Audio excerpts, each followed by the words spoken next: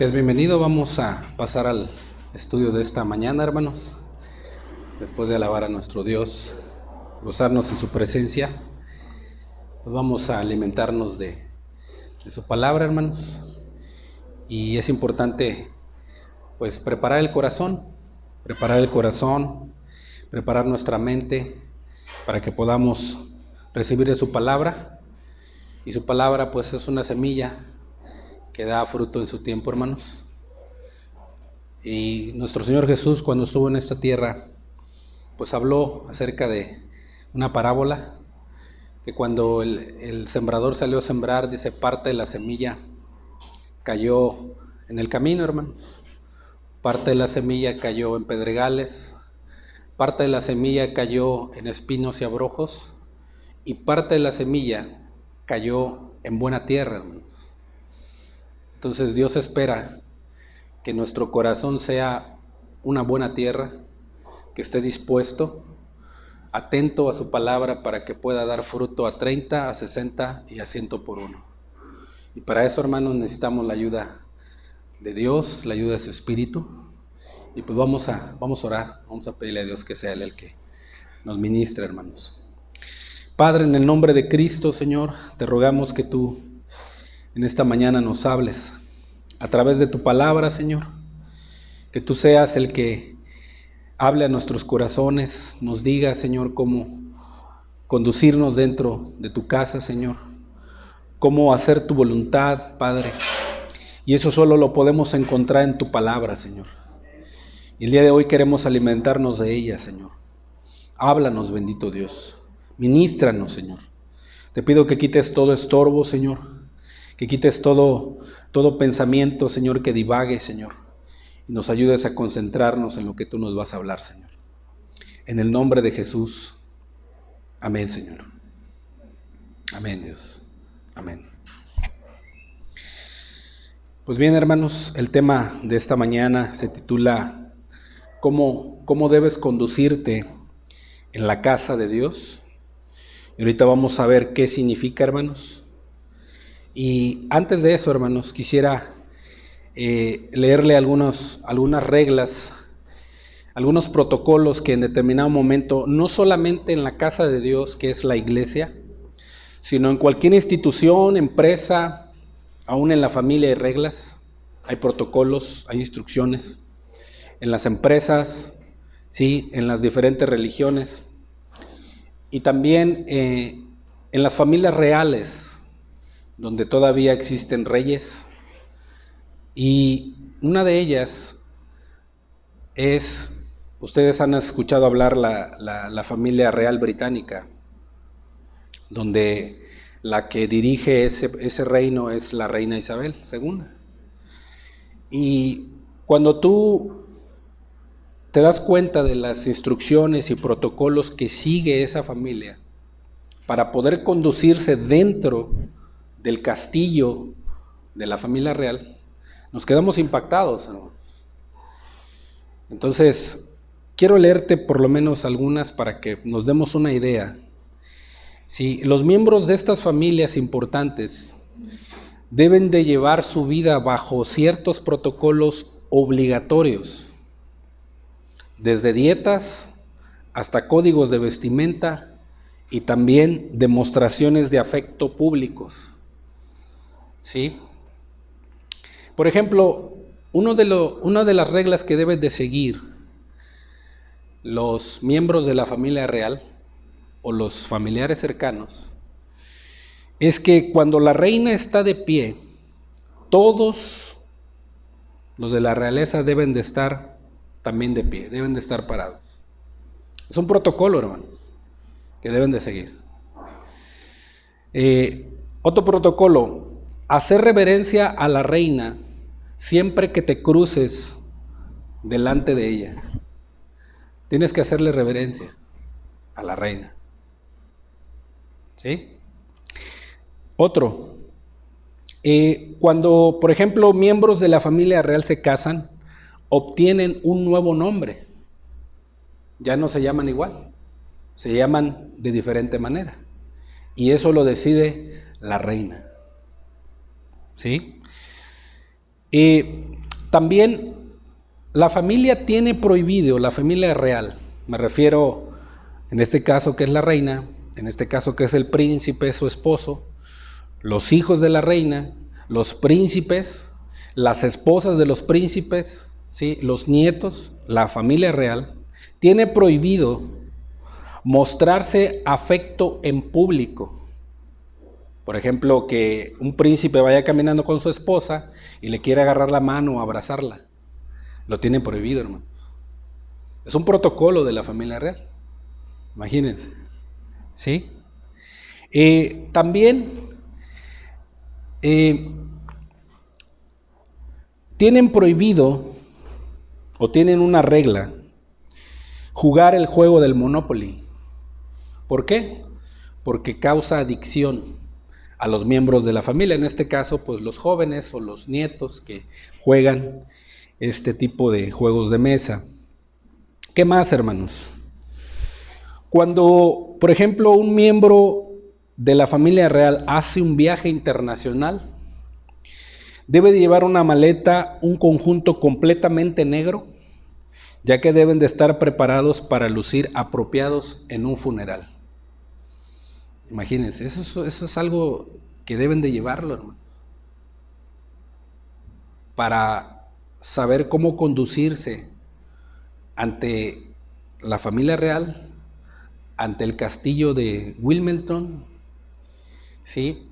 Son protocolos que esta familia ha designado. ¿Qué otra instrucción? Se debe de evitar también la muerte colectiva de los herederos. Por ello, no pueden viajar juntos. Por ejemplo, si uno de los príncipes va con su esposa y sus hijos, no pueden viajar en el mismo viaje otro de sus hermanos u otro de la familia real juntamente con ellos. No pueden viajar juntos. ¿Por qué? Porque se debe de evitar la muerte colectiva en los herederos. Para la familia real es muy importante que haya un sucesor, ¿sí? Es importante para ellos, es un protocolo, hermanos. Son instrucciones dadas por el reinado de estas familias. También tienen prohibido, y es una regla, jamás aceptar regalos. Siguiente regla, no pueden llorar en público tampoco. Qué reglas tan estrictas, ¿verdad? Se llaman mucho la atención. Y la familia real está obligada y tiene el deber de seguirlas.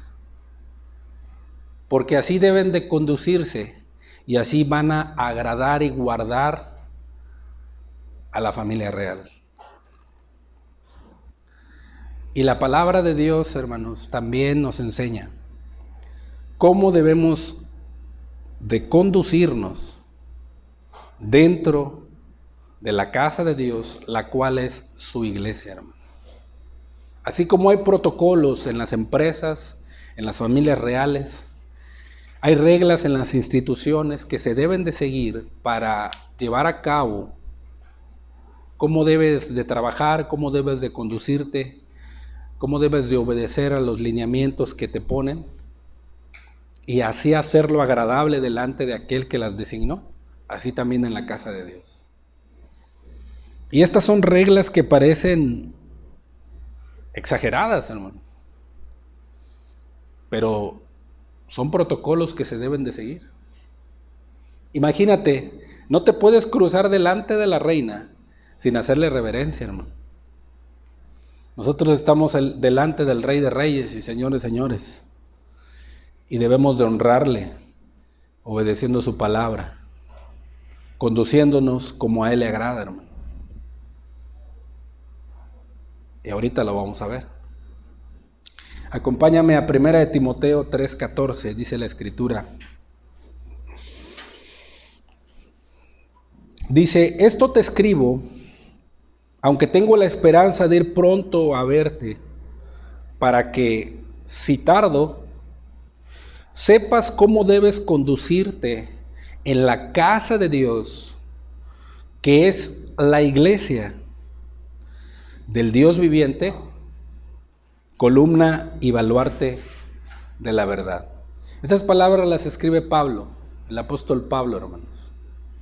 Después de haber estado encarcelado, sí, en su primer encarcelamiento en Roma, él escribe esta carta cuando fue a Macedonia.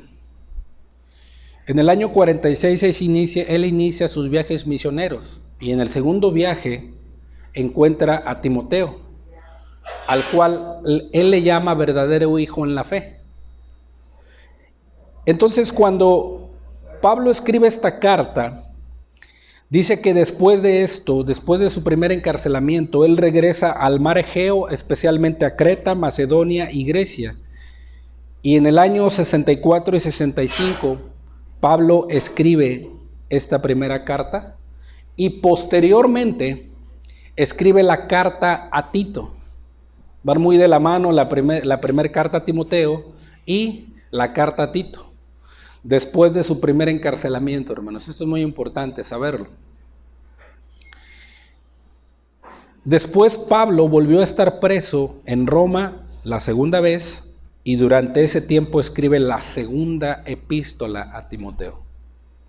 Entonces estas palabras Pablo le dice a Timoteo para que las enseñe a donde él estaba presidiendo o estaba dirigiendo como pastor en la iglesia de Éfeso y los hermanos que estaban aledaños a la iglesia. Le dice: esto te escribo aunque tengo la esperanza de ir pronto a verte, para que si tardo, si aplicamos estas palabras a nuestro Señor Jesús, estas cosas te dejé escritas, aunque tengo la esperanza de venir. Cristo va a venir, hermanos. Para que si tardo, muchos tienen por tardanza la venida de Cristo, pero no, Él ya está a las puertas. Dice: sepas cómo debes conducirte en la casa de Dios, que es la iglesia del Dios viviente, columna y baluarte de la verdad, hermanos. Pablo deja estas instrucciones a Timoteo, estos mandamientos para enseñar a la iglesia, para enseñar a los hermanos, para saber cómo caminar en la iglesia de Dios. Y muchas de las veces como iglesias o como miembros del cuerpo de Cristo o como iglesias del Dios viviente, no sabemos cómo conducirnos dentro de ella, hermanos.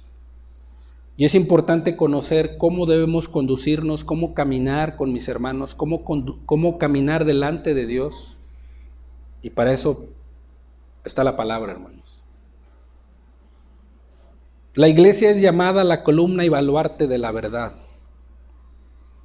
¿Qué es una columna, hermanos? Tenemos una imagen que podemos darnos la idea de cómo la iglesia es llamada columna y baluarte de la verdad. Aquí tenemos unas columnas que sostienen un baluarte, y el baluarte es como aquella esquina que está hasta arriba. ¿Sí? ¿Y por qué columna y por qué baluarte?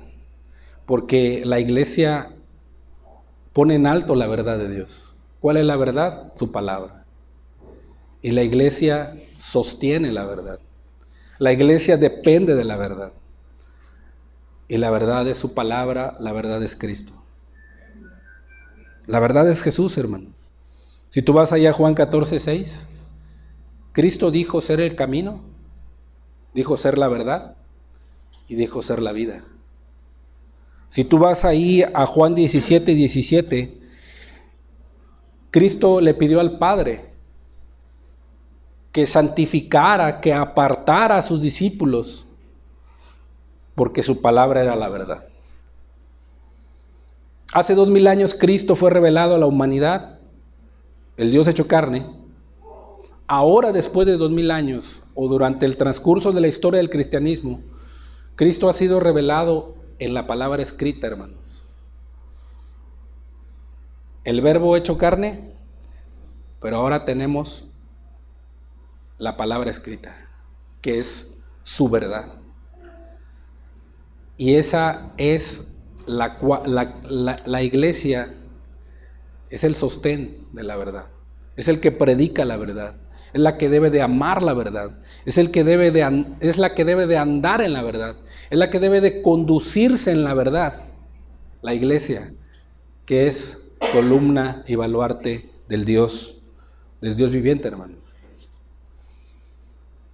Y dice Pablo a Timoteo en el capítulo 4, versículo 6, dice: si tú enseñas la verdad a los hermanos, dice, serás un buen ministro de Jesucristo, nutrido con las palabras de la fe y de la buena doctrina que has seguido. Los hermanos, los ministros, los pastores, los líderes de la iglesia deben enseñar al pueblo de Dios, o deben enseñar a los hermanos la sana doctrina. Deben de enseñar el verdadero evangelio. La iglesia, los hermanos deben de conocer la sana doctrina. Deben de conocer la verdad. Deben de ser hábiles en la verdad. ¿Para qué propósito, hermanos? Para poder anunciarla a este mundo. Si no conocemos la verdad, si no conocemos el verdadero evangelio, si no lo vivimos, pues no podremos nosotros predicar ese evangelio, porque no lo estamos viviendo, ni lo conocemos. Y le dice nuevamente en el versículo 11, le dice Pablo, esto manda y enseña. Es un mandamiento para Timoteo, para nosotros, es un mandamiento para la iglesia, y la iglesia también debe de aprender y enseñar. ¿Cuál, hermanos? ¿Cómo debes conducirte en la casa de Dios, que es columna y baluarte de la verdad? Eso es lo que Dios quiere que aprendamos. Pero mandar y enseñar, ¿qué? El evangelio, la sana doctrina, los mandamientos de Dios. Mandar y enseñar, ¿qué? ¿Cómo debemos conducirnos dentro de la casa de Dios? Para que sepamos cómo debemos conducirnos dentro de la casa de Dios, una de las instrucciones que Pablo dejó, hermanos, es la siguiente. Vamos a 1 Timoteo 1:3. Dice, como te rogué que te quedases en Éfeso cuando fui a Macedonia. ¿Recuerdan? Después de su primer encarcelamiento, Pablo sale libre y va al mar Egeo, a las regiones de Creta, a las regiones de Macedonia y de Grecia. Y en ese lapso dice la Escritura que Pablo deja a Timoteo como obispo en la iglesia de Éfeso y le dice, cuando fui a Macedonia, te rugué que te quedases en Éfeso, para que mandases a algunos que no enseñen diferente doctrina, ni presten atención a fábulas y a genealogías interminables, que la consecuencia de eso es acarrear disputas, más bien que edificación de Dios, que es por la fe. Así te encargo ahora. Entonces, una de las instrucciones que la iglesia debe de seguir y los ministros deben de enseñar al pueblo de Dios es que no presten atención a diferente doctrina ni enseñen diferente doctrina o diferentes evangelios. Entonces, si yo no enseño diferente doctrina, debo de enseñar la doctrina verdadera, que es el evangelio de Jesús, dentro de la iglesia. Y cuando yo estoy enseñando y viviendo y predicando el verdadero evangelio, yo me estoy conduciendo de una manera que agrada a Dios dentro de su casa, que es la iglesia. La importancia de Dios para su iglesia es que esté bien fundamentada en el verdadero evangelio de Cristo. Cuando tú te preguntas, hermano, ¿qué es el verdadero evangelio o qué es el verdadero evangelio? Tú puedes dar una respuesta clara y concisa para que la gente pueda entenderlo. Debe de haber eso en tu corazón, hermano. Mucha gente escucha la palabra evangelio, pero no sabe qué es el evangelio. Y la iglesia, los hermanos, la columna y baluarte de la verdad, debe de saber qué es el Evangelio. Y eso es lo que debe de estar enseñando. Porque si no lo sabe, entonces ¿cómo va a conducirse dentro de la casa de Dios? Entonces para Dios es de suma importancia que la iglesia esté bien fundamentada en su palabra y en el Evangelio. Quiere decir que lo crea, lo obedezca y lo predique. Porque si no cree el Evangelio, si no obedece el Evangelio y si no lo predica, entonces corre el riesgo la iglesia, los hermanos, los discípulos, de enseñar una diferente doctrina, de estar creyendo una doctrina que no es el Evangelio de Cristo. Ese es el riesgo, hermanos. ¿Y qué acarrea el enseñar otra doctrina diferente? El apóstol Pablo lo dijo. Acarrean disputas, ¿sí? Acarrean contiendas, acarrean otras creencias, más bien que edificación de Dios, que es por la fe. Eso es lo que acarrea. Por eso Pablo en sus cartas, en sus epístolas, siempre mencionó que sean de un mismo sentir, sintiendo todos una misma cosa. Tenemos una sola fe, un solo evangelio, un solo Señor, un solo Dios.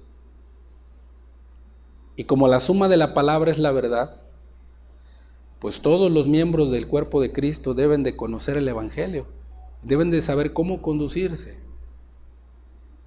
dentro de su casa. Y una de ellas es, no enseñen diferente doctrina, no enseñen evangelios diluidos, no enseñen evangelios rebajados, no, enseñen y prediquen el verdadero evangelio. El verdadero evangelio. La Escritura nos enseña que hay falsos evangelios que hacen más atractiva, ¿sí?, la palabra de Dios. Lo hacen más sensual, hacen más carnales las cosas del reino. Hay shows en las iglesias, hay circos. Ya las iglesias, en vez de ser centros de adoración y de que se predique la palabra, son centros o clubes sociales, donde no hay convicción de pecado, donde la gente no llora por sus pecados, donde la gente no se arrepiente, donde la gente no quiere cambiar, donde la gente no se niega a sí misma, ni toma su cruz, ni sigue a Cristo. Ya no hay eso ahorita.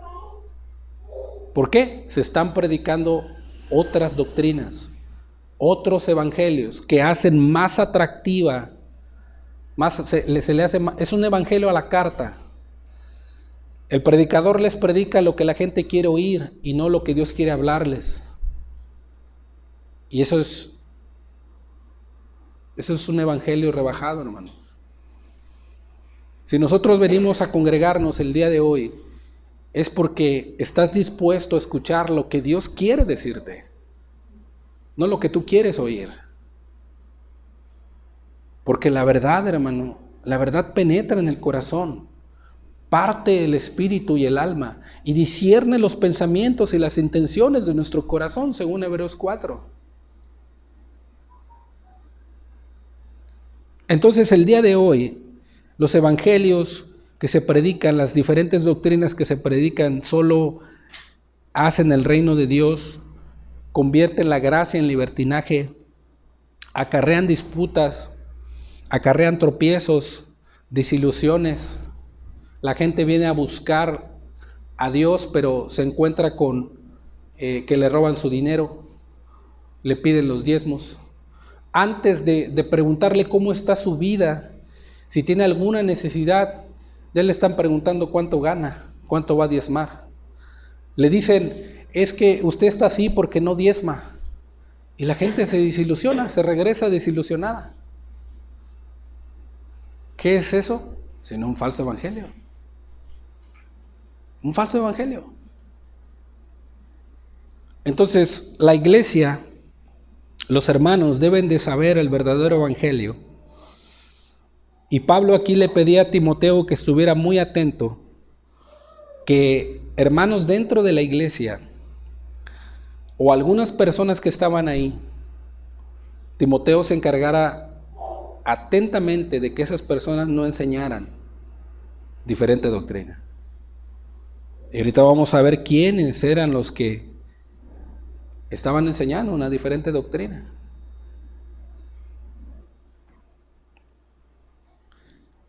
En aquellos entonces había fábulas, había genealogías interminables. Muchos se querían ser doctores de la ley, pero solamente acarreaban disputas.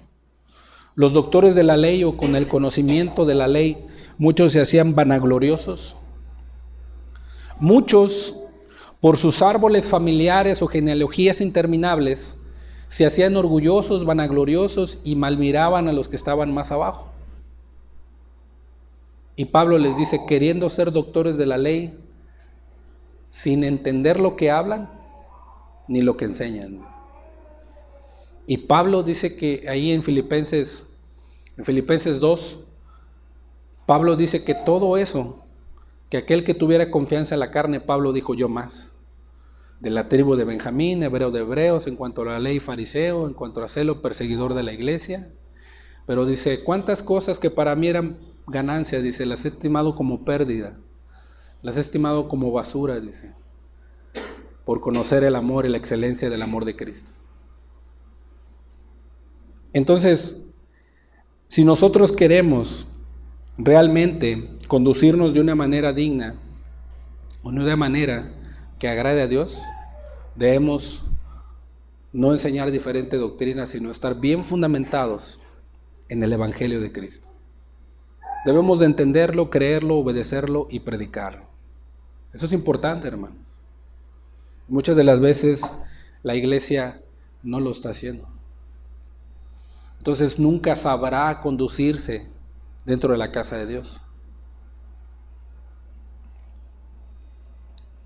Hoy en la actualidad no vamos lejos de las diferentes doctrinas, de los falsos evangelios, de las falsas enseñanzas, de las herejías destructoras. Por ejemplo, hay falsos evangelios tales como la fe y la prosperidad, que te enseñan que Dios te va a hacer próspero, Dios te va a dar bienes materiales. Tú da 1,000 y Dios te va a dar 10,000. Que si tú no ofrendas con fe, pues es que estás mal, estás en pecado. Y eso te enseña. ¿Contra qué atenta eso? Contra el Evangelio de Cristo, que el fundamento es arrepentimiento y fe. Otro falso evangelio, solo debes de confiar, solo debes de creer, ¿verdad? Y sí, ciertamente el evangelio, la segunda condición para ser salvo es la fe, la confianza. Pero una persona puede decir mucho que confía en Dios, o puede decir que su confianza es grande en Dios, pero no está fundamentada sobre la primera condición, que es un verdadero y genuino arrepentimiento de sus pecados. Una persona no puede ejercer fe verdadera en Cristo sin antes haberse arrepentido verdaderamente, sin antes haber visto su condición delante de Dios, sin antes haber visto que su pecado ofendía a Dios y a su prójimo, sin antes entender que es un pecador y que merece el infierno, y que la vida que lleva va camino al infierno, y que la justicia de Dios está sobre su cabeza, y que si no se arrepiente y se vuelve de su mal camino y de sus malas obras, el peso de la ira de Dios caerá sobre él. Y cuando entiende eso la persona empieza a temer a Dios, a buscar a Dios, a hacer cambios en su vida, a obedecer a Dios, a buscarle diligentemente. Y cuando se encuentra perdido, entonces puede él llegar a confiar en aquel que dio su vida por él, en donde él no puede salvarse a sí mismo. Pero hoy en la actualidad se predica, tú solamente cree y confía. Pero para poder tener una fe verdadera en Cristo, tienes que arrepentirte verdaderamente. Tienes que darte cuenta que tú no te puedes salvar a ti mismo, que necesitas a un Salvador, que es Jesús, nuestro Señor. También se predica hoy el acepta a Cristo. atenta contra el verdadero evangelio. Que solamente pasas al frente y hagas la oración de aceptar a Jesús como tu Salvador. Pero atenta contra el verdadero evangelio de Cristo, que con hacer solamente una oración les hacen creer a la gente que sus nombres ya están escritos allá arriba en los cielos. Pero ¿qué del arrepentimiento? ¿Qué de la restitución? ¿Qué de ser responsable con tus actos? ¿Qué de ir a pedirle perdón a aquella persona que ofendiste? ¿Qué de regresar lo robado? ¿Qué de restituir al agraviado? Y ya la gente piensa que por hacer esa oración del pecador, ya piensa que es un hijo de Dios. Y eso es un engaño. Atenta contra el arrepentimiento, el fundamento del evangelio. Y eso se está enseñando hoy en la actualidad. ¿Qué más? El evangelio de las emociones. A lo mejor muchas de las personas que vienen aquí se emocionan al estar alabando a Dios. A lo mejor mucha gente puede salir de aquí, llega a su casa o dentro de 8 días un hermano le pregunta, oye, ¿cómo te fue en la reunión? ¿Cómo viste la reunión? No, es que sentí muy bonito. Es que sentí ahí la presencia de Dios. Pero fueron puras emociones. ¿Por qué? Porque no hicieron un cambio radical en sus vidas. No dejaron el pecado, no hubo convicción de pecado. ¿Sí?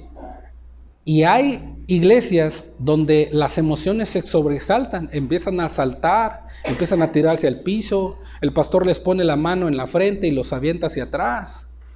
Y empiezan a hacer una serie de cosas muy extrañas, de los cuales Pablo menciona a Timoteo más adelante, que son espíritus engañadores y doctrinas de demonios. Es el evangelio de las emociones. Mas no hay una tristeza por los pecados. Y muchas de las veces la gente, cuando asiste a ese tipo de reuniones, dicen, ay, sí se movió el espíritu, ahora sí estuvo el espíritu ahí, y la gente se está riendo y está a carcajadas, dando vueltas, ¿sí? No es más que doctrinas de demonios, y eso se predica hoy. Hay falsas enseñanzas o falsas doctrinas que enseñan también que Jesús no es Dios, que Jesús solamente fue un gran profeta, que vino escogido por Dios hace 2000 años, y fundamentan esas doctrinas y así las enseñan. Una de ellas son los testigos de Jehová. Los testigos de Jehová no creen que Jesús es Dios. También hacen doctrinas de hombres o mandamientos de hombres. Por ejemplo, ellos no permiten las transfusiones de sangre. Ellos no saludan a la bandera. Son mandamientos de hombres que acarrean disputas, que acarrean genealogías interminables. Entonces Pablo dijo claramente, si quieres saber cómo conducirte dentro de la casa de Dios, manda y enseña a que no enseñen diferente doctrina, sino el verdadero evangelio de Cristo, para que sepas cómo debes conducirte dentro de la casa de Dios. Hay otras doctrinas diferentes que tienen un libro aparte como autoridad sobre la palabra de Dios. Y dice Pedro en su segunda epístola que la interpretación de la palabra no fue privada, sino que fue por inspiración divina. ¿Sí? Ninguno de los hombres santos que escribió la Biblia fue de interpretación privada, sino que todos fueron inspirados por el Espíritu Santo. Y una de las sectas y religiones que tienen un libro por encima de la palabra es el mormonismo. Tienen el libro del Mormón, que lo toman como una autoridad por encima de la Biblia.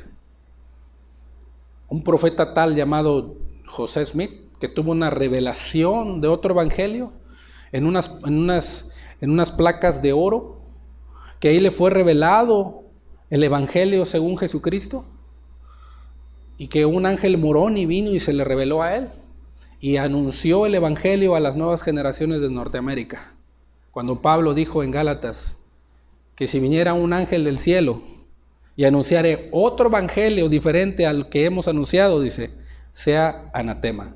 O sea, eternamente maldito. Y hoy en la actualidad se está enseñando eso. Hermanos, si la iglesia el día de hoy no está fundamentada en el evangelio verdadero y lo vive y lo predica, hermanos, estamos en riesgo de que las herejías y las diferentes doctrinas destructoras y doctrinas de demonios arrastren a los miembros de la iglesia. Por eso el día de hoy Dios nos dice, para que sepas cómo debes conducirte dentro de la casa de Dios, la cual es columna y baluarte de la verdad. Debes de conocer, vivir, predicar, obedecer el verdadero evangelio de Cristo. Debes de conformarte con las sanas palabras que Jesús habló en su palabra. Y las debes de saber, hermano, las debes de conocer. Oiga, hermano, ¿y cómo le hago? Aquí está, en su palabra, en su escritura. Cuando tú amas la verdad, defiendes la verdad y predicas la verdad, tú no vas a ser engañado. Nadie te va a poder engañar. Porque si viene alguien con un diferente evangelio, a ver, ¿qué dice la Biblia acerca de eso? No, eso no es de Dios. Hay un movimiento ahorita judaizante que donde están regresando, según ellos, a las sendas antiguas, a guardar completamente la ley, a que somos judíos espirituales y que en determinado momento debemos de guardar la ley. Imagínate, y muchos están siguiendo esas doctrinas, hermanos. Y Dios nos manda a la iglesia y a los hermanos, no enseñen diferente doctrina, sino enseñen el verdadero evangelio de Cristo. Hay un peligro muy grande también y es un engaño, que aún los cristianos hoy en la actualidad están siendo arrastrados sin atender al mandamiento de congregarse. Es un movimiento que en determinado momento, como si fuera sutil, no se le da la importancia a la alabanza colectiva, a la adoración colectiva con los hermanos. No se le da la importancia al peso, a la reunión de oración. No se le da importancia a la comunión con los hermanos y a sus necesidades. Y esto acarrea una nueva modalidad que está engañando a muchos. ¿Cuál es? La iglesia virtual. Yo me quedo en mi casa acomodado, prendo la tele, me siento en chanclas con mi cafecito al lado y estoy conectado en vivo. Dios no manda eso, hermanos. Dios no manda eso. Desde tiempos antiguos, desde la historia del pueblo de Israel, Dios designó un lugar donde la congregación tenía que reunirse. Estaba el tabernáculo de reunión. Estaba las sinagogas, que significa en hebreo congregación. Hoy en la actualidad están los templos y están las iglesias. Y hay un mandamiento en Hebreos 10, no dejando de congregarnos como muchos tienen por costumbre. Por costumbre.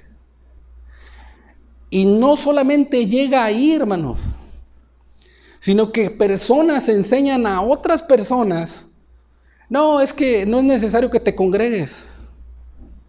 Óyeme, a ver, con que estés en tu casa y te conectes, Dios está donde quiera. Y si tú analizas eso, hermano, es algo muy dañino, que pasa por encima de la palabra de Dios, hermano. Cuando el mandamiento es, congrégate. Congrégate. Dale la importancia a una reunión con tus hermanos. Dale la importancia al servicio que Dios te está permitiendo. Dale la importancia a las necesidades de tus hermanos. Dale la importancia a la comunión con tus hermanos. Y sabes una cosa, el diablo no quiere eso, hermano. Porque una iglesia unida, alabando y adorando a Dios y en oración, es una iglesia poderosa, hermano. Que arrebata Arrebata a las almas del infierno, hermano. Y el diablo no quiere eso.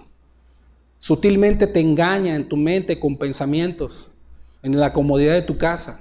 Obviamente hay excepciones. Si estás enfermo, no te puedes levantar, o tienes una enfermedad o un problema familiar, y no quieres dejar de escuchar la palabra y adorar a Dios, ok, hay una excepción, me conecto de una manera seria, de una manera reverente, aparto el tiempo, me visto de una manera reverente para Dios, no estoy ahí en chanclas y todo mal vestido y todo sin lavarme la cara, no, yo me siento con mi familia y escucho la palabra. O a lo mejor no hay una iglesia local donde te puedas reunir, no hay una congregación, y quizá a lo mejor por tu trabajo o por en determinado momento vas a otro lugar, ¿verdad? Hay excepciones, pero es una excepción, no es la regla. La regla es reúnete y dale el peso debido, dale la honra debida a su nombre cuando tú obedeces al mandamiento de congregarte. Y hermanos, esa herejía y esa falsa doctrina, esa modalidad está engañando a muchos hoy. A muchos. Y tristemente, hermanos, está arrastrando a muchas personas. Mientras Dios nos permita congregarnos, hermanos, y Dios nos dé los medios para poder tener este local, hermano, congrégate, reúnete, hermano. Quizá, querido amigo, o a lo mejor la mayoría de los hermanos no saben qué se debe de hacer para sostener este lugar, hermano. Hay sudor, hay desvelo, hay levantarte temprano, hay que trabajar, hay que hacer actividades, hay que diezmar, hay que ofrendar para sostener este lugar. Y luego que la gente no venga, hermano. Luego que la gente sea ligera y no reunirse. Imagínate, hermano. Mucha gente no sabe eso. Obviamente no te lo digo para que en determinado momento te compadezcas. No, Dios, ok, no te quieres reunir, bueno, quita unos y Dios va a traer a otros. Y así. Porque su palabra dice que Dios no es injusto para olvidar vuestra obra, dice. Y del amor que habéis mostrado hacia su santo nombre, dice. Sirviendo a los santos y aún sirviéndoles, aún, dice su palabra. Dios no es injusto, hermano. Entonces esta nueva modalidad, esta nueva enseñanza, esta nueva herejía está abatiendo el día de hoy a las iglesias. ¿Sí? Los está engañando. Entonces, para que tú y yo aprendamos a cómo conducirnos dentro de la iglesia de Dios, que es la casa del Dios viviente, debemos de no enseñar diferente doctrina.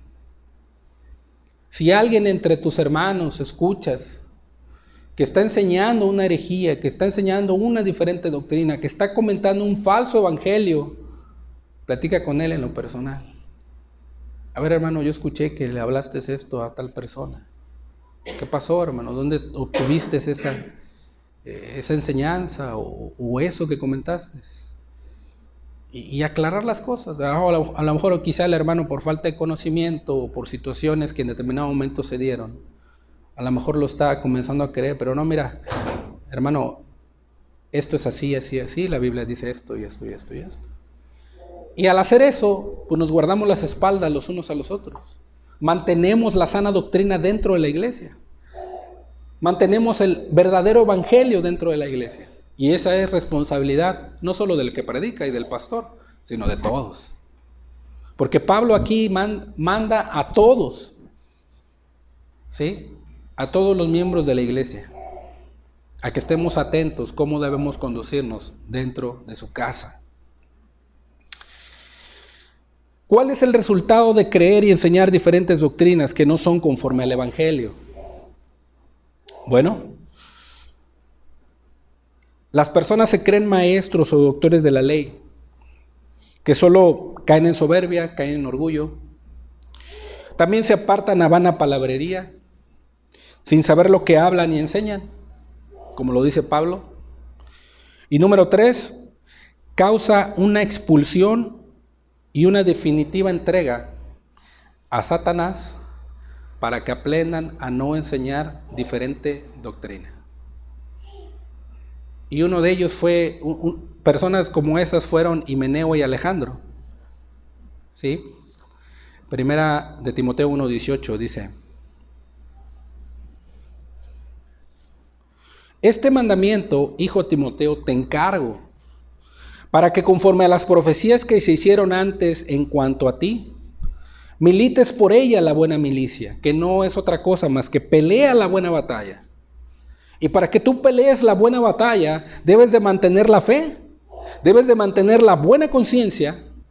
Y fíjate, si tú desechas la fe y la buena conciencia, mira, vas a naufragar en cuanto a la fe, como algunos de los cuales fue Himeneo y Alejandro, a quienes naufragaron y enseñaron diferente doctrina, a cuales entregué a Satanás, para que aprendan a no blasfemar. Estas personas no se quisieron arrepentir. Estas personas no quisieron ser transparentes. Estas personas no quisieron venir y atender al mandamiento de Dios, que no enseñaran diferente doctrina dentro de la iglesia, columna y baluarte de la verdad. Y por cuanto no se quisieron arrepentir y no fueron transparentes, dice Pablo, los excomulgué, los entregué a Satanás. Y qué tremendo, hermanos. Cuando definitivamente una persona es sacada de la iglesia por ser desobediente y por atentar en contra del Evangelio de Cristo. Es un mandamiento. Esa es la consecuencia de enseñar diferentes doctrinas. Ahora, no solamente por la persona, sino por los hermanos dentro de la iglesia. Dios permite sacar a las personas o excomulgarlas, porque un poco de levadura, hermanos, leuda toda la masa. Toda la masa, hermano. Por eso está la disciplina eclesiástica, de que si una persona es sorprendida enseñando diferente doctrina a la que hemos aprendido, se habla con ella y no se quiere arrepentir y no quiere enmendar su vida, ¿sí? Se les excomulga, hermanos. Aquí está. Y esa es la consecuencia de enseñar una diferente doctrina. ¿Para qué? Para que la esencia del Evangelio permanezca puro dentro de la iglesia. Para que otros hermanos no abracen lo que esas personas están enseñando. Por eso Pablo los entregó a una mente reprobada. Pablo los entregó a Satanás. Porque si él los hubiera dejado ahí, ¿qué hubiera sucedido? Los demás miembros de la iglesia hubieran naufragado en cuanto a la fe. Otro ejemplo fue Fígelo y Hermógenes, que ellos estaban enseñando dentro de la iglesia local en Éfeso que la resurrección de los muertos ya se efectuó. Y eso va a suceder cuando Cristo venga. Y dice Pablo, trastornan la fe de algunos. ¿Qué hizo Pablo? Los entregó a Satanás también. Entonces, hermanos, para que nosotros podamos conducirnos de una manera digna y como agrade a Dios dentro de su casa, debemos de estar atentos a no enseñar diferente doctrina, sino el verdadero evangelio de Cristo. El verdadero evangelio, hermanos. Y le dice Pablo a Timoteo que el propósito de ese mandamiento, de encargarle a él de que mandase a algunos que no enseñasen diferente doctrina, ese mandamiento o esa instrucción nacía de un corazón limpio, hermanos. 1 Timoteo 1:5. Dice, pues el propósito de este mandamiento, o sea, de esta instrucción, de esta enseñanza, Timoteo, dice, es el amor nacido de corazón limpio.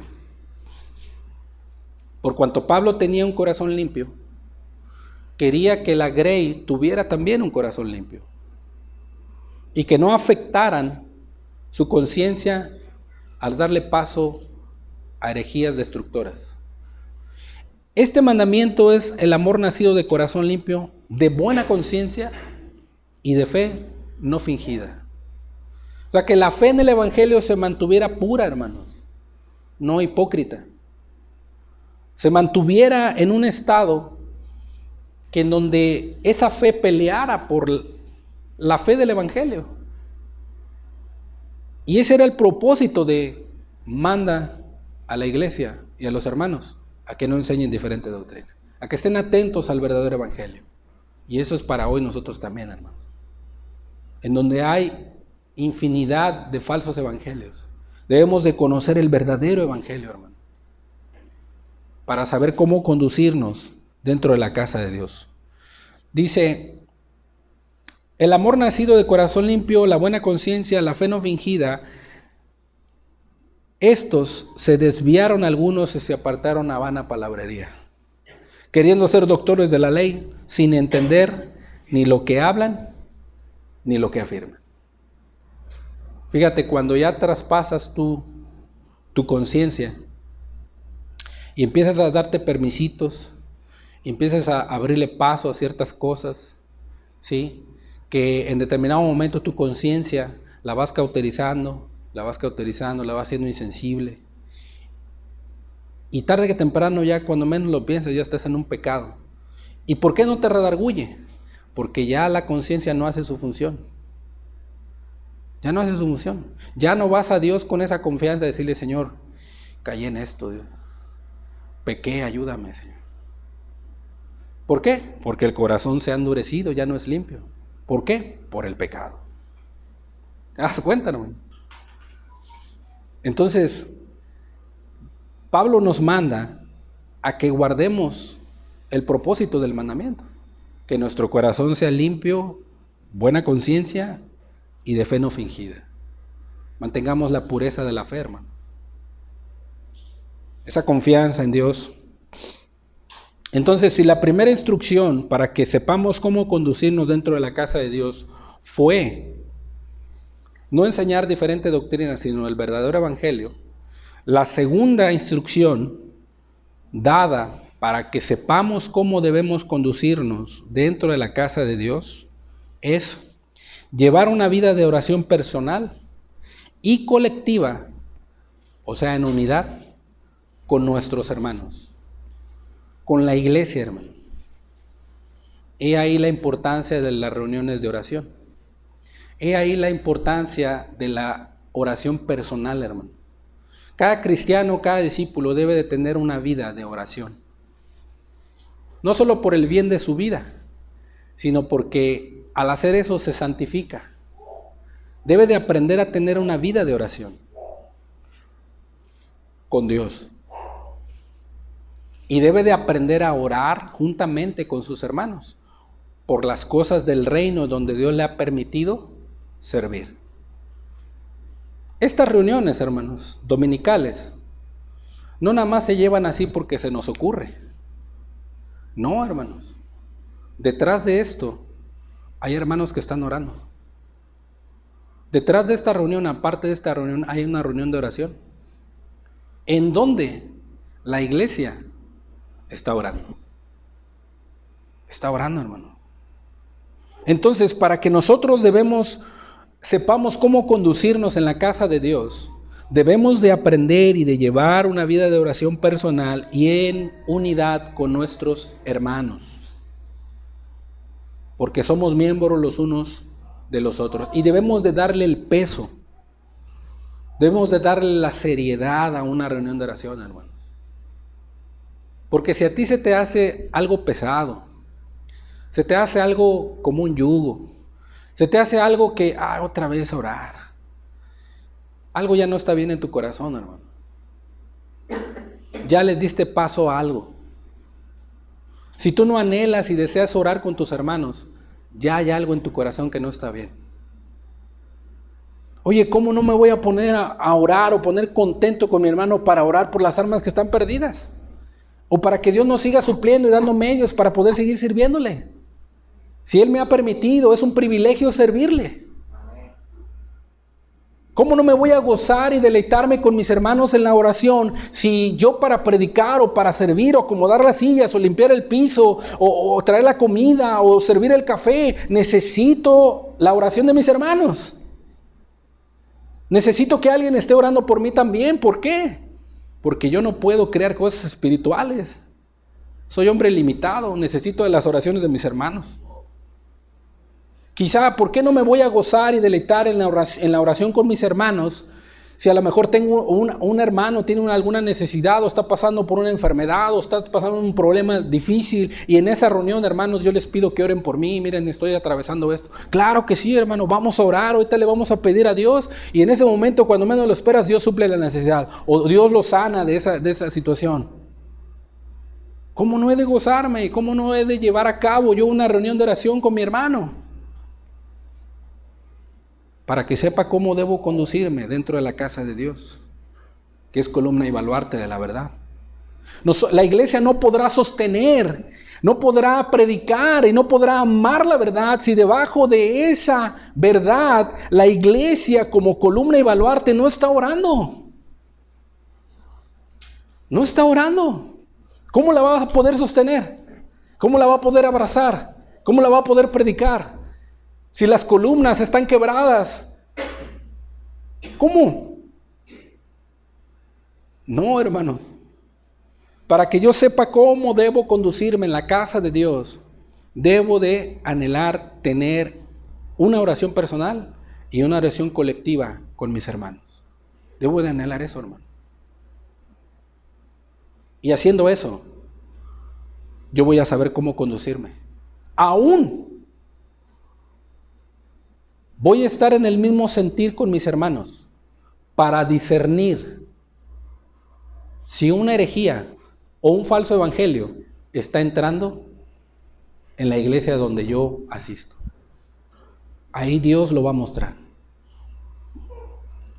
Pero si no oramos, si no le damos el peso, ¿sí? Si no nos reunimos a orar, pues de nada va a servir. ¿Cómo se van a salvar las almas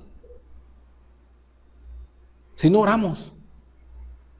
Y es un mandamiento. Timoteo 2:1 dice la Escritura.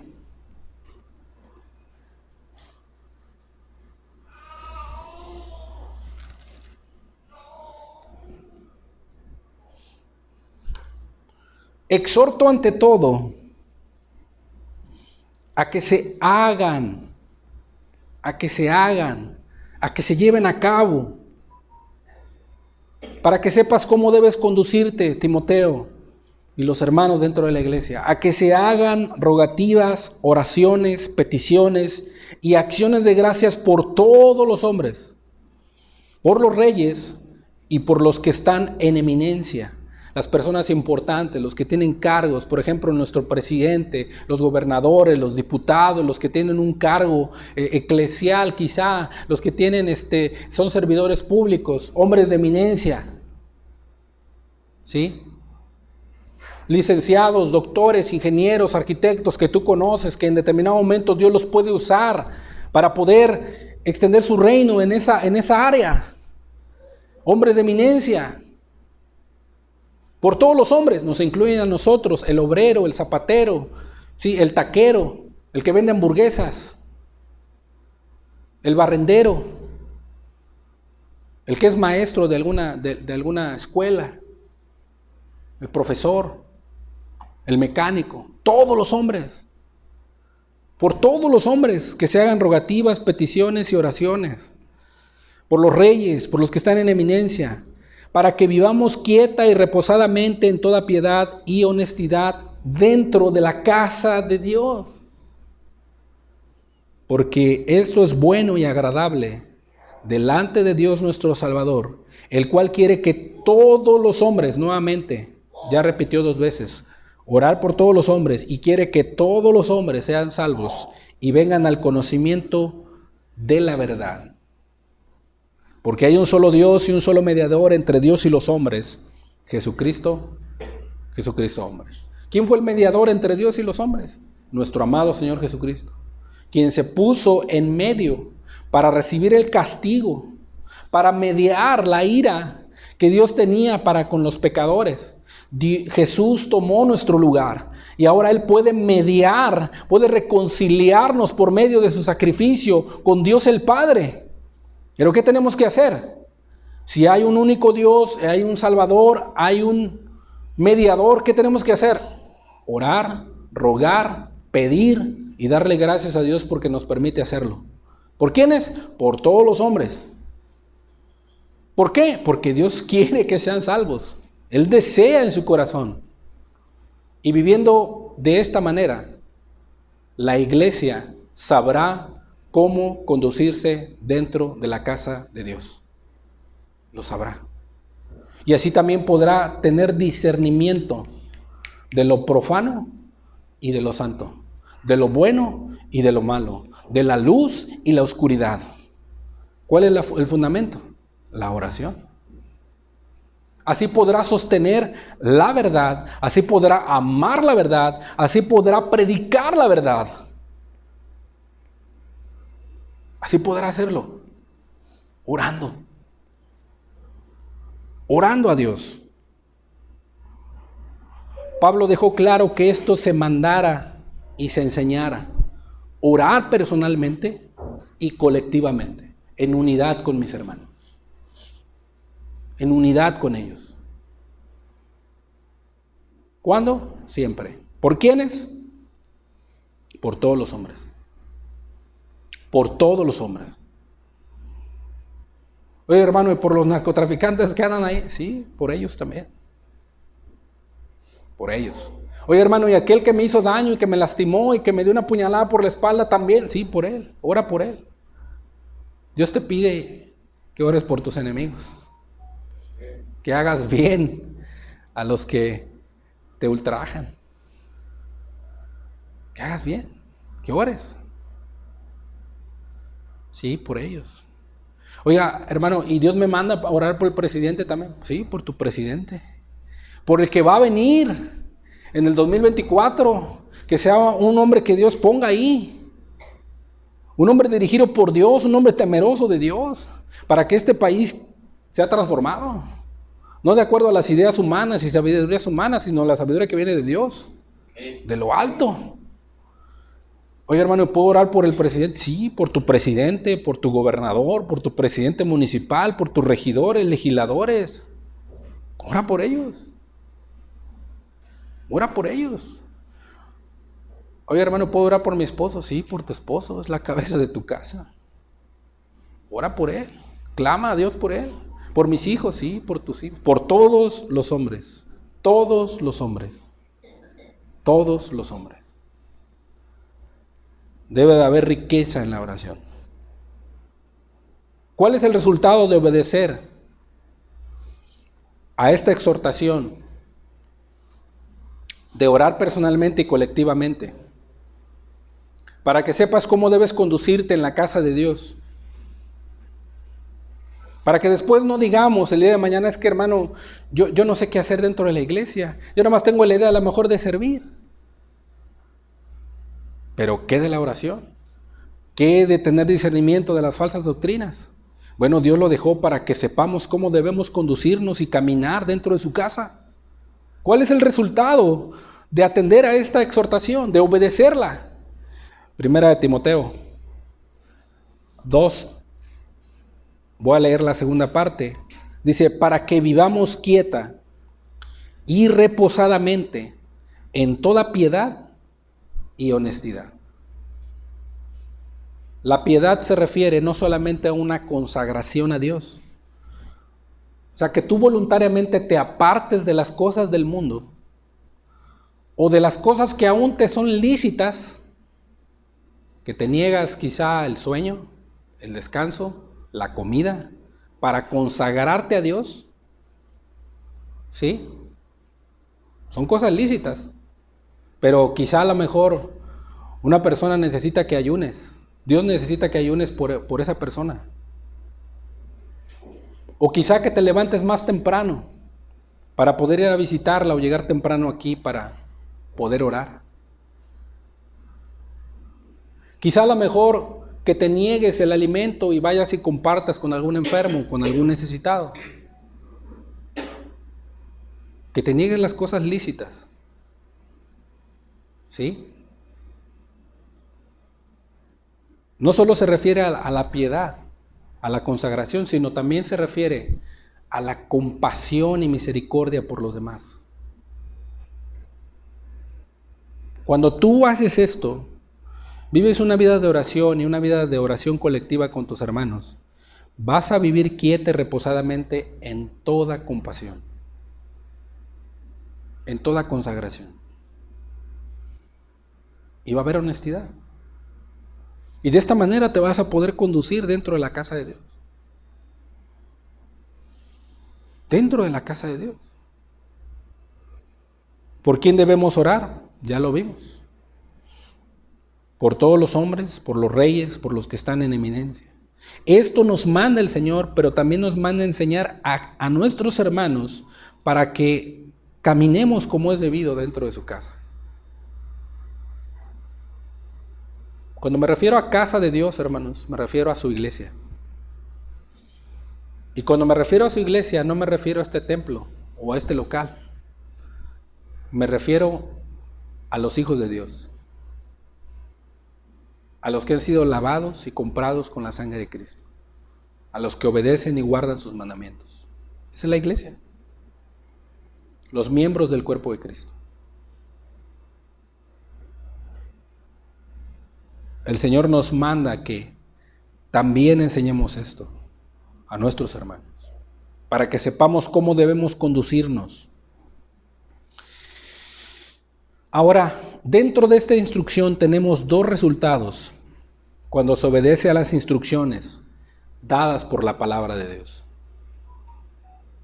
Si la primera instrucción para saber cómo dirigirnos o cómo conducirnos en la casa de Dios es poner atención a las falsas herejías o a los falsos evangelios y enseñar el verdadero evangelio, la segunda instrucción es que debemos de vivir una vida de oración personal y una vida de oración colectiva con mis hermanos.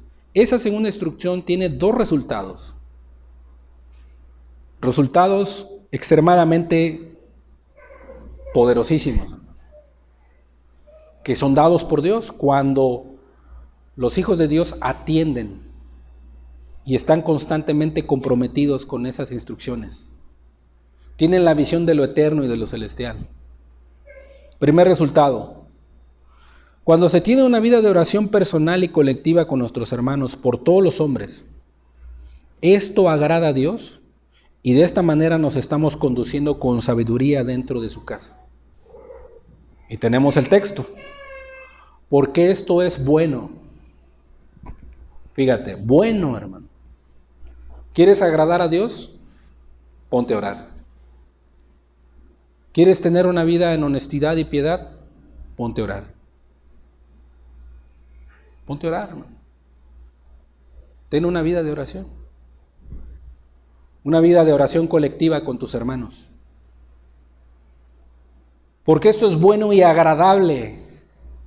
Agradable, o sea, me complace, dice Dios, ver a mis hijos juntos orando. Me complace eso. Me agrada eso. Dios está diciendo con esto, cuando yo veo a mis hijos orar personalmente, entrando a su aposento secreto, eso me agrada. Porque el sacrificio del impío para mí es abominación, dice Dios en Proverbios, pero más la oración de mis justos es mi gozo. Es mi gozo. Cuando yo veo a mis hijos reunidos a orar y estar pidiendo y clamando, esto me agrada, dice Dios. Me agrada.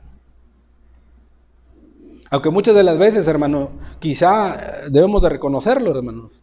Venimos cansados o a veces venimos con hambre, venimos del trabajo, soñolientos. Y en determinado momento a veces nos cuesta trabajo entrar en el espíritu a la oración. Pero para eso debemos orar. Pedirle a Dios que nos ayude a entrar en su presencia para poder poner las peticiones delante de Él. Pero aun cuando como te sientas y estás ahí orando y estás con tus hermanos orando también, eso agrada a Dios. Es agradable a Dios. Produce en Dios esa satisfacción. Porque Cristo quiere que oremos por los hombres. Es un resultado de la segunda instrucción, hermano. Para saber cómo conducirnos con sabiduría dentro de su casa. Tener una vida de oración. Una vida de oración colectiva con mis hermanos. Segundo resultado. Él quiere y desea salvar. Fíjate, el deseo del corazón de nuestro Dios quiere salvar a las almas, quiere salvar a los hombres. ¿Y cuál es el medio de gracia? La oración. La oración. Yo no pudiera estar aquí predicándote si alguien no hubiera orado por mí. Obviamente no dependía de esa persona, ¿verdad? Es Dios el que pone el querer como el hacer por su buena voluntad.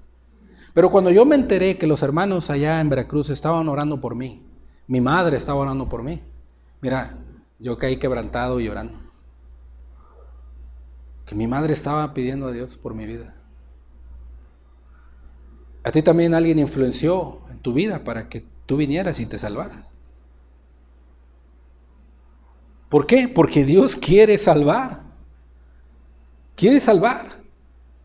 Cuando la iglesia ora por todos los hombres, cuando en lo personal tomamos la carga de orar por alguien hasta que se salve o se convierta, eso es agradable a Dios, hermano.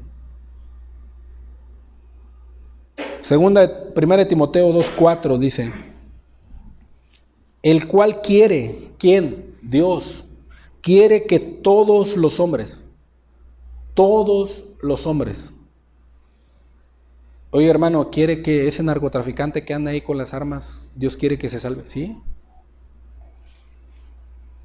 La prostituta, hermano, sí, hermano, Dios quiere que se salve. Decía Pablo a los romanos, esa es mi oración, dice.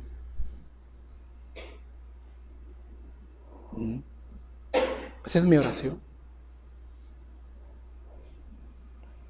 Dice, y vengan al conocimiento de la verdad. ¿Quién es la verdad? Jesucristo, su palabra. Su palabra. Vengan a conocer a Jesús, quien se dio rescate por sus pecados. ¿Qué tienes que hacer? Arrepentirte y confiar en Jesús. Cambiar tu vida. Dejar el pecado, dejar atrás la maldad, dejar atrás tu camino que te va a llevar a la muerte. Y por esos pecados que tú no puedes pagar, confía en Jesús, en que Él los pagó por ti en la cruz. Ese es el conocimiento de la verdad. Es el conocimiento de Dios, de Jesús. Y afirma, porque hay un solo Dios, en que un día vamos a dar cuentas. Un día vamos a estar delante del trono y vamos a rendir cuentas. Y de aquello que hiciste en lo oculto cuando pensaste que nadie te veía, ahí va a estar presente. Un solo Dios. Pero también te da la salida. También te da el camino. También te expresa la palabra. ¿Qué hizo ese mediador? Se puso entre Dios y tú. Y dijo, Señor, Padre, aquí vengo a hacer tu voluntad. ¿Qué dijo en la cruz Jesús? Padre, perdónales, porque no saben lo que hacen. ¿No es mediador Jesús? ¿No es reconciliador cuando tú y yo merecíamos castigo eterno? Y Él se puso Padre. ¿No es digno de confianza Jesús? ¿No es digno de que vengamos al conocimiento de su verdad? Porque es el mediador. Él ya dio el pago. Él ya derramó su sangre. Él sufrió en la cruz. ¿Cómo sé yo que el Padre aceptó su sacrificio, su ofrenda? ¿Cómo sé? ¿Cómo puedo estar seguro de eso? ¿Cómo puedo confiar que Cristo está vivo a la diestra del Padre y pueda yo vivir justificado mientras Él venga por mí? ¿Cómo? Su resurrección, hermano. Su resurrección. Él resucitó. Con poder, dice la Biblia. Esa es mi garantía. En eso yo puedo confiar. La muerte quiso retenerlo. La muerte quiso sosegarlo. Pero escrito está en los Salmos, en el Salmo 118, no dejarás mi alma en el Seol.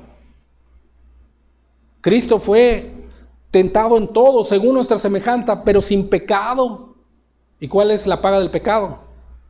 La muerte. Y Cristo no pecó, por eso la muerte no lo pudo retener, sino resucitó con poder y gloria. Y está a la diestra del Padre. Y yo puedo confiar en Él, que es mi mediador. Mi mediador. Él puede mediar entre Dios y yo. Cuando yo voy a Él, cuando yo me arrepiento y confío en Él, su justicia me es imputada a mí. Ahora mis pecados pasados ya el Padre no los toma en cuenta, los hace, los agarra y los avienta al fondo del mar y nunca jamás se acuerda de esos pecados. Ahora la justicia de Cristo me es imputada y ahora yo soy declarado justo por la justicia de Cristo, no porque yo sea justo, sino porque Cristo hizo por mí, lavó mis pecados, me hizo justo ante el Padre. ¿Tú lo crees? ¿Tú lo confías? ¿Tú confías en eso? Debes de confiar. Debes de creer en el mediador de un nuevo pacto. Él es Jesús. Su justicia puede ser imputada a ti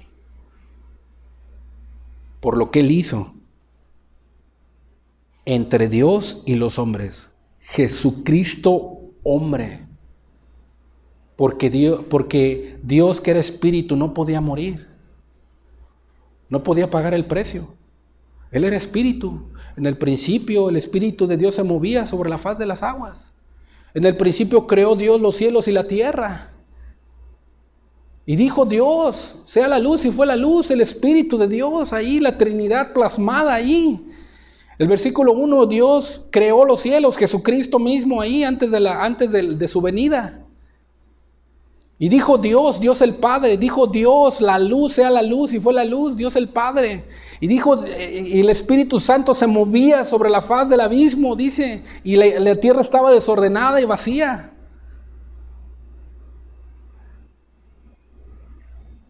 Pero ese Dios Espíritu, para poder pagar el precio de nuestros pecados, tuvo que tomar forma de hombre. Tuvo que venir a esta tierra. Jesucristo, hombre, tuvo sed, tuvo hambre, tuvo sueño, se cansaba,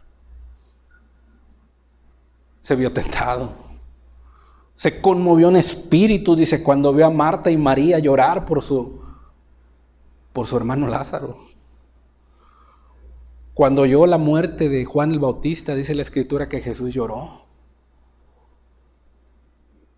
Jesucristo, hombre. Cuando vio a los cambistas y a los hombres que vendían ahí en el templo, en la casa de su padre, dice que se llenó de celo, de ira. Jesucristo, hombre. Cuando estuvo tentado en el desierto, dice que tuvo hambre. Cuando iba a ir a la cruz, que sabía lo que le iba a esperar, dice que él sudó grandes gotas de sangre. Era un estrés tan terrible que estaba viviendo, una ansiedad y un miedo que estaba pasando por él, estaba siendo tentado tan grandemente. Era hombre Jesús. Era hombre. ¿Acaso no podrá ayudarte en lo que tú estás atravesando? ¿Acaso no comprenderá lo que tú estás viviendo? Ese dolor, esa ansiedad, ese estrés, esa desesperación que te invade. O como cuando te sientes en el lodo cenagoso y no puedes salir. ¿Qué acaso Jesús no podrá ayudarte? Claro que puede ayudarte. Claro que tiene el poder para extenderte la mano y sacarte de donde estás. Quizá a lo mejor has perdido la esperanza, a lo mejor ya no tienes pensamientos positivos, a lo mejor ya no quieres seguir, a lo mejor eso que te invade y te aplasta, te agobia, a lo mejor ya no quieres seguir, pero Cristo lo atravesó y lo pasó por ti. ¿Qué tienes que hacer? Acércate a Él confiadamente, al trono de la gracia, para alcanzar misericordia y dar gracia para el oportuno socorro. Jesucristo, hombre. el cual, dice, ese hombre, ese Jesucristo hombre, se dio a sí mismo, se entregó a sí mismo. Él de su voluntad quiso hacerlo, por amor a ti y por amor a mí, para que tú no mueras. Cuando tú ya estabas ahí en la silla eléctrica, cuando tú estabas ahí ya puesto en el establo para ser cortada la cabeza, cuando tú estabas ahí ya en la horca o estabas ahí ya en la cruz para ser crucificado, Él llegó ahí y se dio a sí mismo por ti, para que no murieras.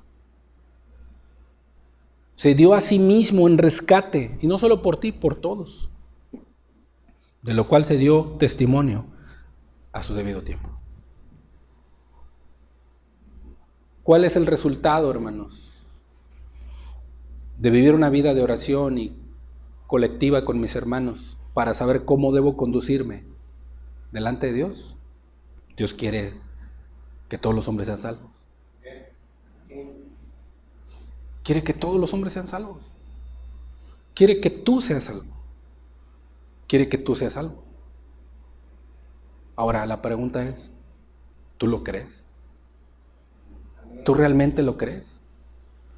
Es que, hermano, me cuesta mucho trabajo creerlo porque yo he ofendido mucho a Dios. Me cuesta mucho trabajo porque yo he hecho tantas cosas tan terribles.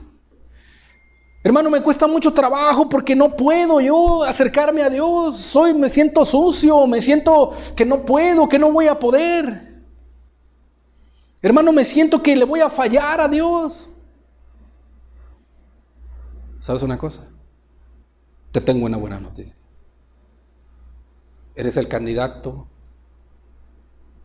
preciso y exacto para que Cristo te salve.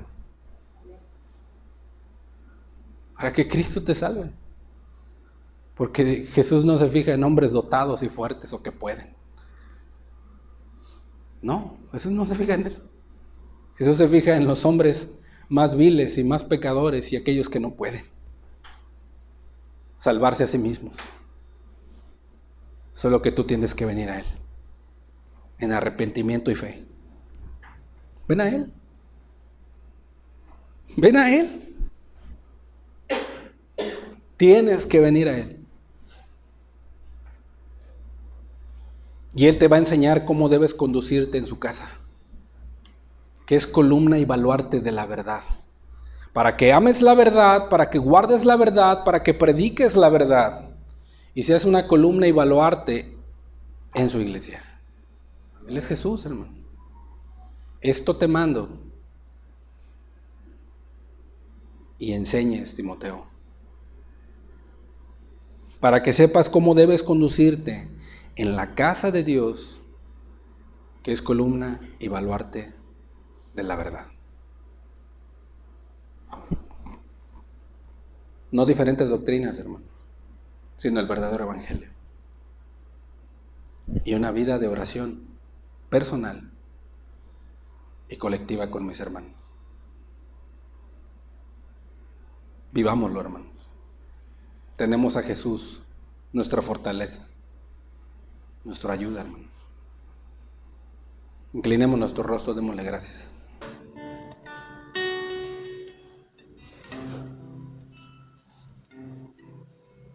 Eres el mediador, Señor Jesús. Eres la propiciación por nuestros pecados, Jesús. Tú te diste a su debido tiempo, te entregaste por nosotros, Dios. Cuando nosotros no podíamos pagar el precio, Señor, tú lo pagaste, Jesús. Y trajiste una grande salvación, mi Dios. ¿Cómo no venir al conocimiento de ti, Jesús? ¿Cómo no aprender, Señor, a conducirnos en tu casa, mi Dios? ¿Cómo no guardar tus mandamientos? Padre, llevarlos por obra en nuestras vidas. ¿Cómo no amar tu verdad? ¿Cómo no defender tu verdad? ¿Cómo no predicar tu verdad, Señor? Si tú lo diste todo por nosotros, Dios. Nos has hecho libres. Libres, Señor, para ti, Dios. Gracias, Jesús. Qué grande salvación has traído a mi vida. Libre del pecado soy. Qué hermosa paz me has dado. Mi confianza he puesto en ti. Solo nuestra confianza está en ti, Señor. Qué grande salvación has traído a mi vida. Libre del pecado soy. Qué hermosa paz me has dado. Mi confianza he puesto en ti. Libre del pecado soy. Libre del pecado soy. Puedo adorar al Rey. Qué grande salvación, qué grande salvación me has dado a mí.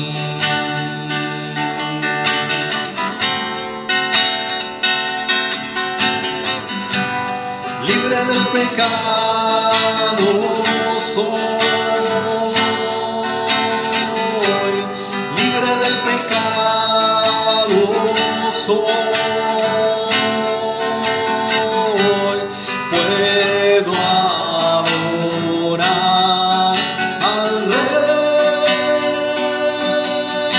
Qué grande salvación, qué grande salvación me has dado a mí. Qué grande salvación, qué grande salvación me has dado a mí. Me has dado a mí. Esa salvación costó tu sangre, Jesús. Costó, Señor, tu vida, Jesús. Y Padre, por esa vida y por esa sangre podemos vivir, Señor. Grande es tu amor, Jesús. Ayúdanos a conducirnos, Señor, como es debido delante de ti, Señor.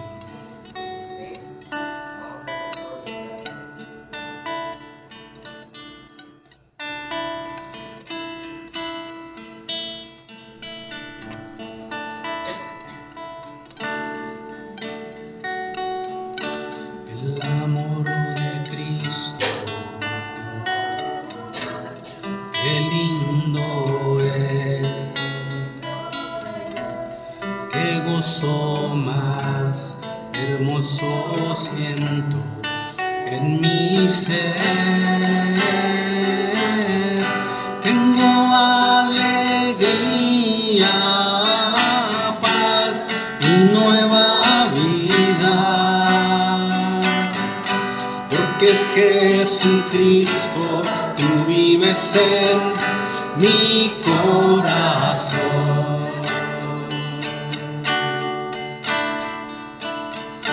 El amor de Cristo, qué lindo es, qué gozo más hermoso tengo en mi ser. Tengo alegría, paz y nueva vida, porque Jesucristo, tú vives en mi corazón. Yo canto aleluya, canto gloria a Dios, Señor Jesucristo, tú vives en mi corazón. Tengo alegría, paz y nueva vida, porque Jesucristo, tú vives en mi corazón.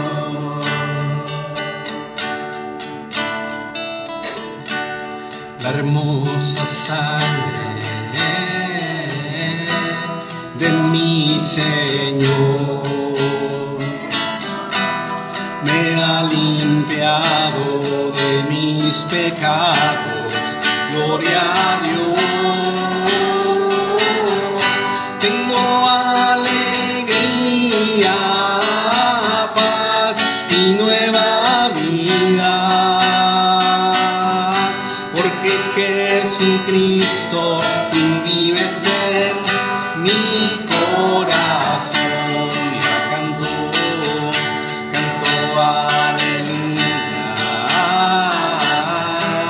canto gloria a Dios.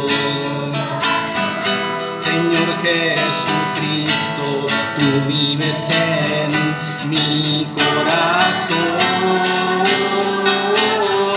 Tengo alegría,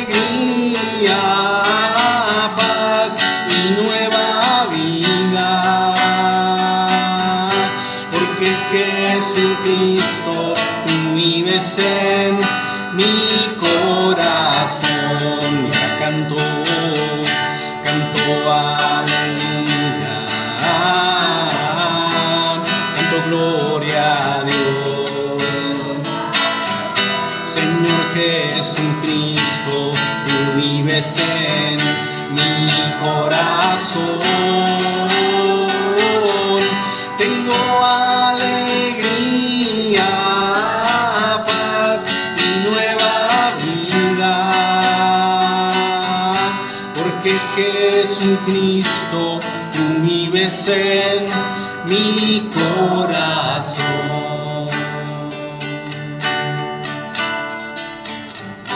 Porque Jesucristo, tú vives en mi corazón.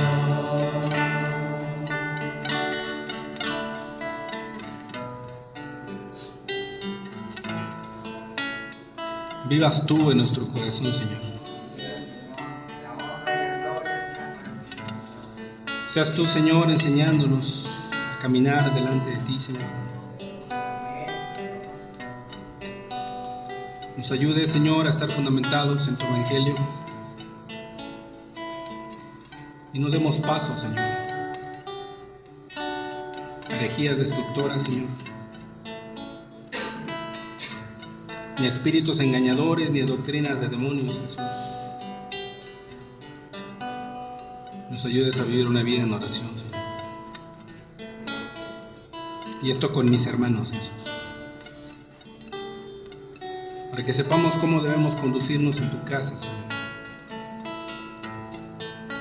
que es columna y baluarte de la verdad. Nos ayudes a amar la verdad, defender la verdad y predicar tu verdad, Jesús.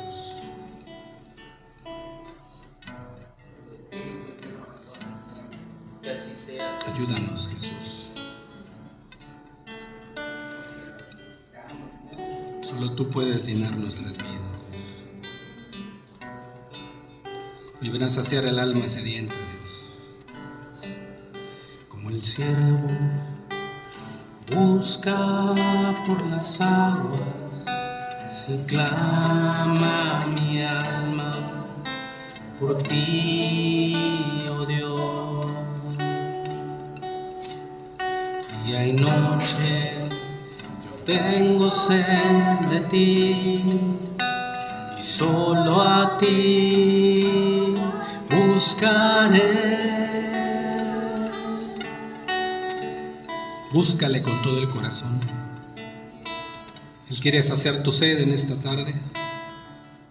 Como el siervo busca por las aguas, así clama mi alma por ti, oh Dios. Día y noche yo tengo sed de ti, y solo a ti buscaré. Lléname, lléname, Señor, dame más de tu amor. Yo tengo sed solo de ti. Lléname, Jesús.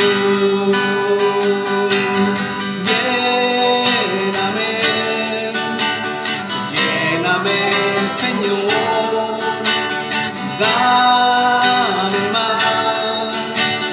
más de tu amor. Yo tengo sed solo de ti. Lléname, Jesús. Lléname, Jesús, lléname, Jesús. El día de hoy llénanos, Señor. Límpianos con tu agua, Señor. Límpianos con tu sangre, Señor. Y con tu presencia, Señor, sacia nuestra sed, Señor. Lléname, lléname, Señor, dame más de tu amor. Yo tengo sed solo de ti. Lléname, Jesús. Lléname, Jesús. Lléname, Jesús.